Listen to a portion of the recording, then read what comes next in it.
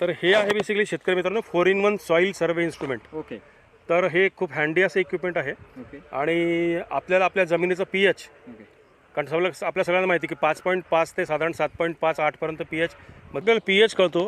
नंतर उन्हाची इंटेन्सिटी किती आहे ते कळतं, कारण हे पीक उन्हाला सेन्सिटिव्ह आहे, म्हणजे फार ऊन नको आहे त्याला.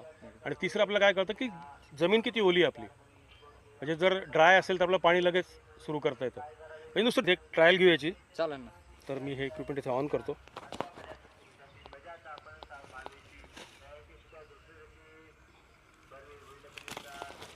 यात हा व्हाईट पीएच आहे, याच्यावर आपल्याला काम करायचं आहे.